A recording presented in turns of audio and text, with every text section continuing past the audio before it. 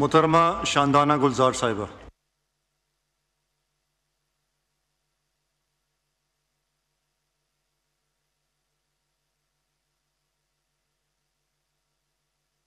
Speaker Sahab, mic. Thank you. Bismillah ar-Rahman ar-Rahim.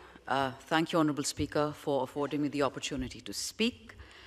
Today I start by saluting the martyrs and the brave people of Palestine, of Iran, of Lebanon, of Syria, each and every innocent victim of Israel's genocidal campaign, whether it be against Arabs, non-Arabs, Muslims, non-Muslims, Shias, or Sunnis. Let me also make it very clear to Netanyahu, to his Gestapo, the Mossad, the RAW, all the evil that is prevalent in our region today, that we, the people of Pakistan, stand by all the innocents, including the people of Kashmir. We honor your sacrifices, we honor your strength, we honor your resilience. Regardless of what the cowardly father-in-law in Mofa has said, we are not weak people, and we do not make cowardly statements. We stand by every man or woman who says, La ilaha illallah. Iran and Palestine runs in our blood. Let no one make any mistake about that. Secondly, the highly irresponsible statement made by Netanyahu about Pakistan, that unless there is regime change in Pakistan, he will also attack Pakistan. Now, I don't think anybody has told this discombobulated person, who's in hiding, by the way. Yahya Sinwar died sitting in a sofa. Netanyahu is in hiding. We've already had regime change in Pakistan.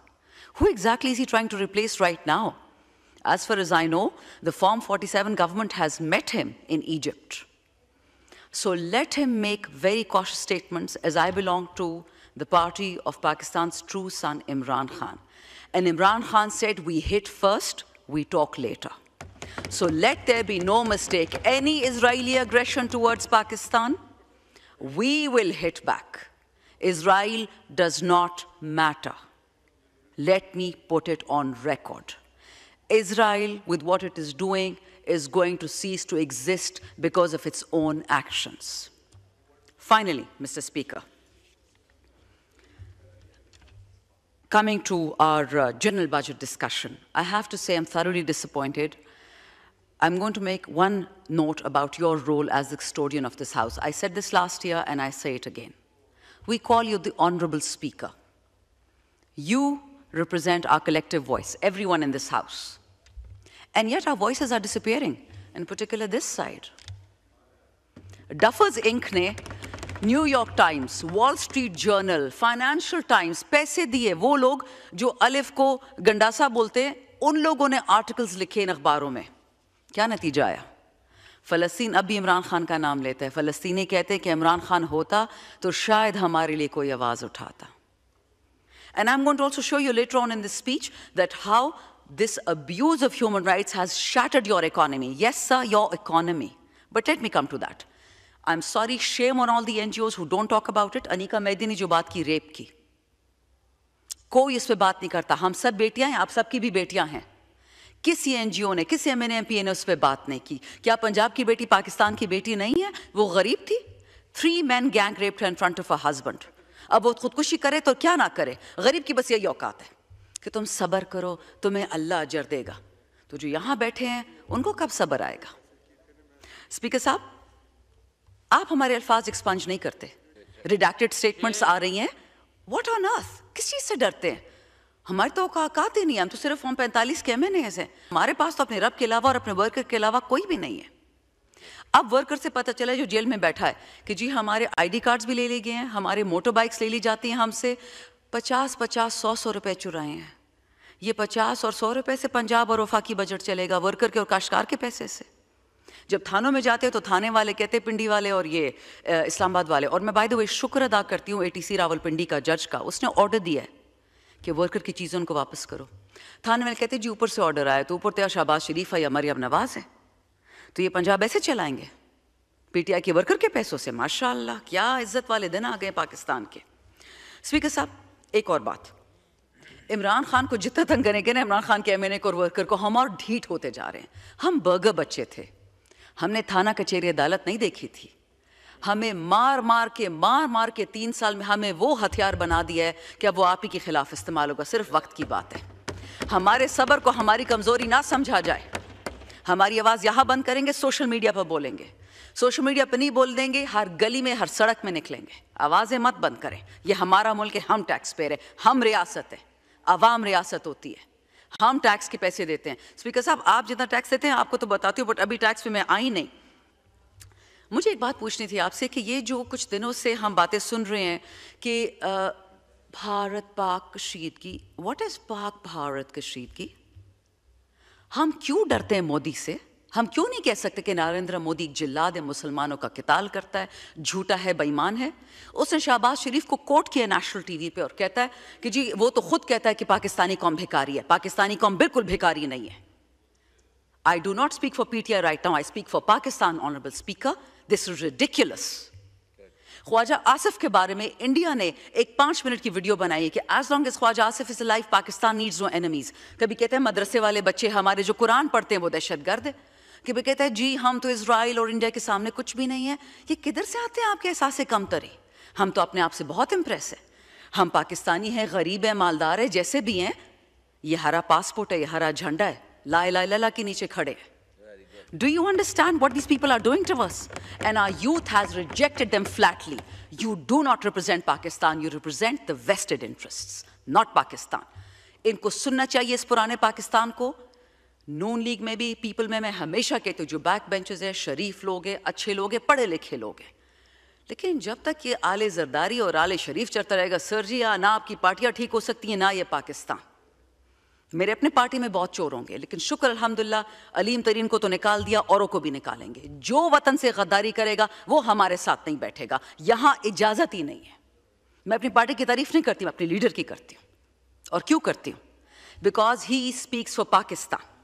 Honourable speaker, थोड़ा सा ज़रा budget पे अगर आ जाए, गरीबों के ख़ास tax जो हमने इस साल लगाए हैं, आपको पता है ये जो झूठ का पलंदा है, 58 अरब रुपए का टैक्स की छूट मिली है।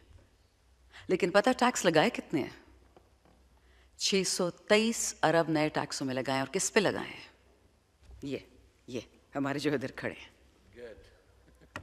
शर्म भी नहीं आती। मैं आपको बताऊं, कार्बन लेवी और diesel levy, carbon levy petrol और डीजल दोनों पे लगी है। अमेरिका में कोई फेडरल कार्बन लेवी नहीं है। यूरोपियन यूनियन ने रिजेक्ट कर दिया कार्बन लेवी कि इससे डिस्प्रोपोर्शनटली गरीब तबका अफेक्ट होता है। पेट्रोलियम लेवी तो 100 रुपये आपने डाल ही दी थी उस पर। दुनिया में तेल सस्ता था और आपने महंगा कर दिया। आप मीनिंग ऑफ कोर्स इस काबिल फाजिल फॉर्म 47 गवर्नमेंट। लेकिन गरीब को ऐसे टारगेट करें। मैं आपको 2-3 चीज़ें इसी किताब से बताती हूँ। अगर मैंने झूठ बोला आप आइंदा मुझे बोलने मत दीजिएगा। स्पीकर साहब, 18% फ्रेट ड्यूटी लगी है खाने की इंपोर्ट पे। आपका गला तो इंपोर्ट किया ना पंजाब ने, काश्तकार को तो लात मार दी है मरियम नवाज साहिबा ने। तो जब आप इंपोर्ट करेंगे गला और उस पर 18% टैक्स लगेगा, फ्रेट टैक्स, और जिसके पास बैंक अकाउंट नहीं होता, गरीब आदमी, रिक्शे वाला, मोटर बाइक वाला, छाबड़ी वाला, उसका तो कोई प्राइवेट बैंक अकाउंट नहीं खोल के देता। वो डेबिट कार्ड कहाँ से लाए? वो 2% मजीद देगा रोटी पे। पेट्रोल पे 2.5 रुपये आपने डाल दिया गरीब पे। सोलर पैनल्स, आधे से ज़्यादा आपकी जो बिजली बनाने वाली कंपनियाँ हैं जिसके हम कैपेसिटी पेमेंट्स, कैपेसिटी क्या होता है? वो बिजली नहीं बनाते, हम उनको पैसे देते हैं डॉलर में। यहाँ कौन डॉलर कमाते? स्पीकर साहब, ना आप, ना मैं और ना यहाँ कोई। लेकिन डॉलर्स में हम इन लोगों को, और किस किस की बड़ी बड़ी फैक्ट्रियाँ, ये मंशा की, ये जरदारी की, शरीफ ख़ानदान की, और ये जहांगीर तरीन की, मुझे बताएं ये इनको बहुत, हम इनसे कुछ ज़्यादा ही लगा हुआ कि उनको जो बिजली नहीं बनाते उसके पैसे भी दे रहे होते हैं। और गरीब को क्या किया कि सोलर पैनल्स पे जी, ताकि वो बिजली से कंप्लीटली महरूम हो जाए, वो इंसानियत से दूर हो जाए। जी स्पीकर साहब, आई एम ऑलमोस्ट देयर। अच्छा, लेवी की बात हो रही थी। आपको पता है कि गरीब की जो गाड़ी खरीद सकता है, सुजुकी हो गई, छोटी मेहरान हो गई, उस पर 18% टैक्स लगा दिया। लेकिन मालदार की जो गाड़ियाँ हैं उस पर 40% टैक्स कम कर दिया है, regulatory duty. Thanks to my colleague Ahmed Chattha who just told me. And मेरे एक और भी कॉलिग पीछे बैठे, निसार जट की बात मैं ज़रा बोरो करूँगी। उन्होंने एक बड़े ज़बरदस्त बात बताई कि अगर ये बजट सियासतदान ने बनाया होता, नून का होता, पीपल पार्टी का होता, ये बजट ऐसे ना होता। उसको हल्के की फ़िक्र होती, उसको वोट की फ़िक्र होती। माइंस एंड मिनरल्स तो आपको केपी से चाहिए, वो तो हम देंगे नहीं। बलूचिस्तान से तो छीन लिए, हम नहीं देंगे। और इसमें मैं ज़रूर KPCM का शुक्रिया अदा करूँगी। वफाक हमारे 25 अरब खा गया है नेट हाइडल पेमेंट्स में। हमारी पॉपुलेशन KP की 13 से 20% पे चली गई बिकॉज ऑफ मर्जर, फाटा पाटा। उसके पैसे 400 अरब हर साल खा जाते हैं। वो पैसे कहाँ से आएंगे? उसके बावजूद वज़ीर आला अली अमीन गंडापुर ने इमरजेंसी डिक्लेयर की, तालीम की, सेहत कार्ड दिया, सेहत कार्ड प्लस दिया। लेकिन स्पीकर साहब ये याद रखें, अगर किसी को लगता है कि वो जालूद से भी बड़े हैं, नमरूद से भी बड़े हैं, फ़िरौन से बड़े हैं, आप फिर भी हारेंगे। आप नहीं जीत सकते। एंड लेट मी से this in the end, wind up करें please. Imran Khan, my last statement, Imran Khan does not need us. We need Imran Khan. Pakistan needs Imran Khan. अल्लाह ने उसको इज़्ज़त दी है, औलाद दी है, पैसा दिया, नाम दिया, उसको और कुछ नहीं चाहिए। उसको जेल में रखने से आपने देख लिया कि इमरान खान के आखिरी साल का जो GDP था वो 6% था। और इन 3 PDMs इंक्लूडिंग अंडरटेकर गवर्नमेंट, उनकी कुल मिला के 3 साल की 4.5% नहीं है। So remember one thing, Pakistan की बेहतरी करनी है, पाकिस्तान से दुश्मनी करनी है। वो अब फॉर्म 47 की हुकूमत के साथ है। हम खड़े थे, खड़े हैं, खड़े रहेंगे और इंशाल्लाह पाकिस्तान को कुछ नहीं होने देंगे। पाकिस्तान जिंदाबाद।